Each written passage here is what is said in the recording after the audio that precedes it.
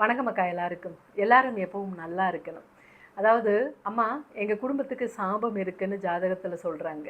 எங்கள் வீட்டில் நானும் என் தங்கை மட்டும்தான். எங்கள் வீட்டில் முன்னோர் சாபம்னு சொல்கிறாங்களே, அது எனக்கு மட்டும் பலிக்குமா இல்லை என் சகோதரிக்கும் பலிக்குமான்னு சொல்லி ஒரு அர்த்தமான ஒரு கேள்வி கேட்டிருந்தார்.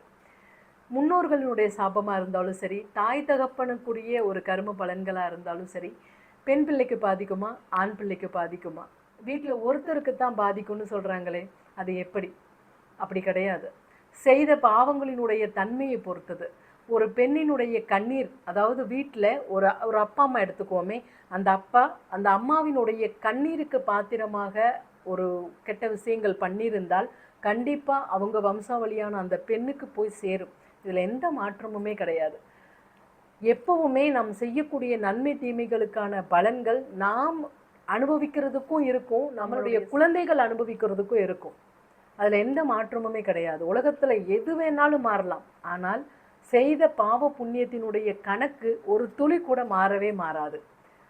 அது அப்பா அம்மாவை பண்ணதாக இருந்தாலும் சரி, தாத்தா பாட்டியாக பண்ணதாக இருந்தாலும் சரி, பெண்களுக்கு துரோகமோ நம்பிக்கை இழப்போ அவங்க வேதனைப்படக்கூடிய செயல்களோ இல்லை அவங்கள துன்புறுத்துறதோ இருந்தால் கண்டிப்பாக அந்த வீட்டில் இருக்கக்கூடிய பெண் குழந்தைகளுக்கு பாதிக்கும். எந்த வகையாக பாதிக்கும்? அவங்களுக்கு வாழ்க்கையே இல்லாத வரைக்கும் பாதிக்கும். வாழ்க்கையில் நிம்மதியாக ஒரு கணவன் மனைவியாக அந்த பெண் குழந்தை வாழ முடியாது. அந்த மாதிரியான கஷ்டங்களை கொடுக்கும்.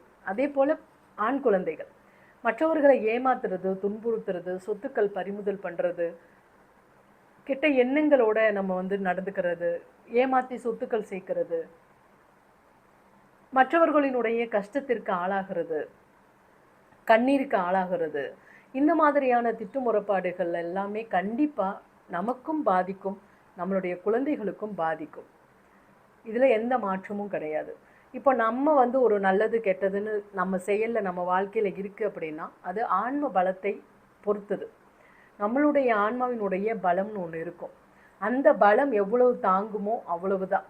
அதுக்கு அடுத்து அழிவுக்கான ஒரு விஷயம். ஆன்ம பலம்ங்கிறது நாம் செய்த நன்மைகளுடைய பலமாகத்தான் இருக்கும்.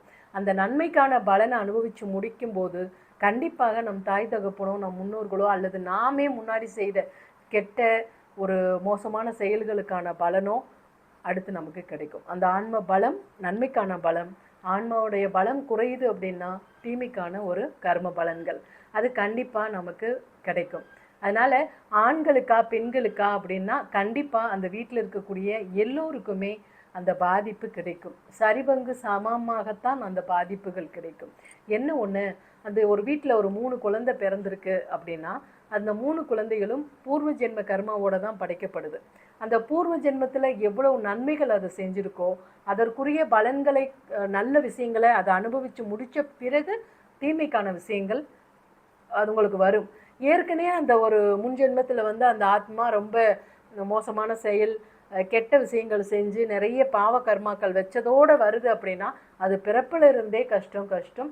அதோடு தாய் தகப்பனார் முன்னோர் சாபங்களும் சேர்ந்து வாழ்க்கையே கஷ்டங்களாக போயிடுது.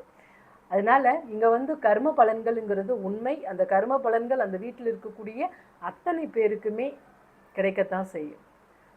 ஆக இந்த மாதிரியான கெட்ட விஷயங்களோ இல்லை ஆத்ம சாபங்களோ இல்லை கர்ம பலன்களோ யாருக்கு எவ்வளவுன்னு கணக்கு பார்க்குறத விட்டுட்டு நம்ம எப்படியோ நாம் செய்த பாவ கர்மத்தினால தான் இந்த பிறப்பு எடுத்திருக்கோம், நமக்கும் ஒரு கஷ்ட சூழல்கள் எந்த நிலையிலும் வரும், இல்லை வந்துட்டுருக்கு, இல்லை வந்துருச்சு அப்படின்னா எந்த ஒரு நிலையிலையும் இறை சார்ந்து தான தர்ம சிந்தனையோடு ஒழுக்கத்தோடு மற்றவர்களுக்கு துளி கூட துன்பத்தை கொடுக்காத ஒரு வாழ்க்கையை வாழணும் நினைங்க. முடிஞ்ச வரைக்கும் யாருக்குமே நம்ம தீங்கிழைக்கக்கூடாது. நம்மளால் ஒருத்தர் சிரித்தாங்க நல்லா இருந்தாங்கன்னு தான் இருக்கணுமே தவிர நம்மளால் ஒருத்தர் கஷ்டப்படுறாங்க, நம்மளால் ஒருத்தர் வேதனைப்படுறாங்க அப்படின்னு சொன்னால் அது இன்னும் அதிகரிக்குமே தவிர நாம் நினைக்கிற மாதிரி அது குறையிறதுக்கு வாய்ப்பே கிடையாது.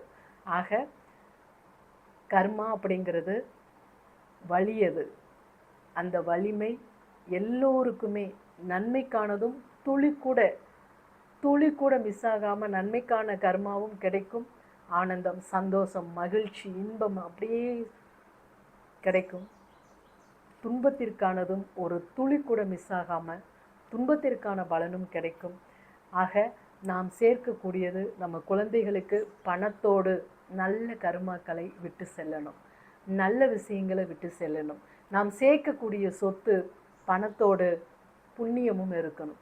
அந்த புண்ணியம் நீங்கள் செய்யக்கூடிய எதையும் எதிர்பார்க்காத தான தர்மத்தில் மட்டும்தான் இருக்குது, தீராத இறை பக்தியில் இருக்குது. இந்த 2 விஷயந்தான் ரொம்ப ரொம்ப ரொம்ப நம்மளுடைய பிடிமானமாக இருக்கணும் மனித பிறப்பில்.